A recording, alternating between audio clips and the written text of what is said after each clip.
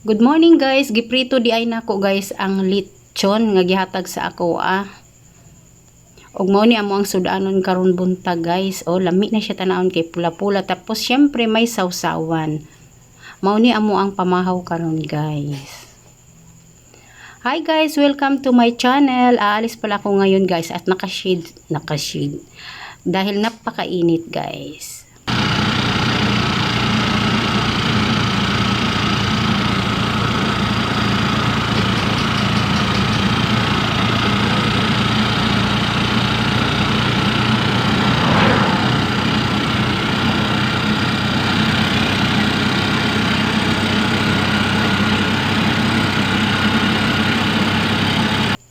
Nakarating na nga ako dito sa mall guys.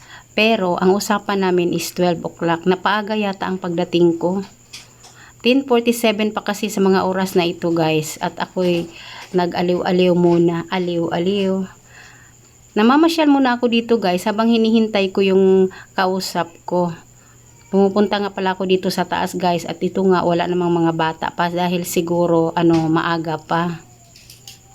Nanonood din ako guys ng mga sale ngayon. Ang daming sale sa mall na ito guys. Ito pwede itong pangregalo. Ito guys 30 pesos. Mga kinilo na ni siya guys. Depende na sa inyo ha guys. Kung palit mo kinilo o isa ka buok. Pero mas nindot yun ang isa-isa guys. Kaysa magkinilo bugat ang uban. Ito guys 80 pesos lang ito. Isang seat na. Parang nagtitinda ako no. Hindi pinapakita ko lang sa inyo guys. Malay mo makapunta kayo dito at gusto nyong kunin ang mga ito.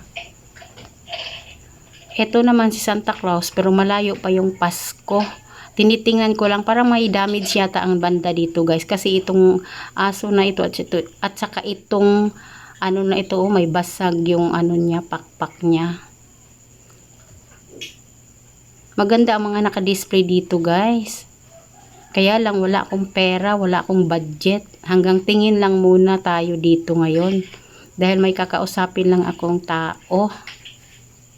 Pero napaaga yata ang pagdating ko. Kaya ito ako ngayon. Titingin-tingin sa mga display. Dahil ako lang mag-isa, wala akong kasamang bata. Siguro pag may kasama akong bata guys, hindi na ako mamamasyal dito. Mamamasyal.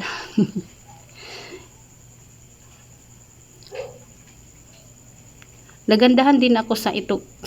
Itong doormat nga ito guys. Kaya lang lavender yung kulay. Ito guys 150 lang. Char.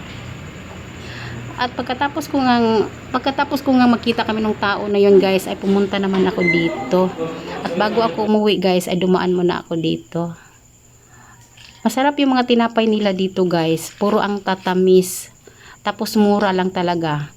Tapos kilala itong matatamis na mga pagkain talaga nila dito guys. Ano ba yung mga sinasabi ko? At bumili nga pala ako dyan guys ng 3 piraso lang. At ang binili ko ay yung nga guys, pilipit lang. Shakoy baga guys. Shakoy lang ang binili ko.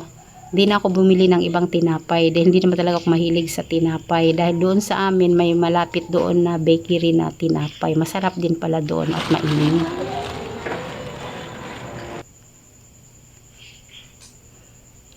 Ito yung Davao River guide. Kinunan ko ng video dahil napaka-controversial naman pala ito. Char. Ang ganda guys no? Ang ganda na tingnan.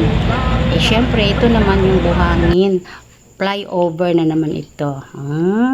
Hanggang dito na lang yung video ko guys dahil bibili pa ako ng bigas bago ako uuwi sa amin. Isang sakay na lang nasa amin na po ako. Hanggang dito na lang. Bye!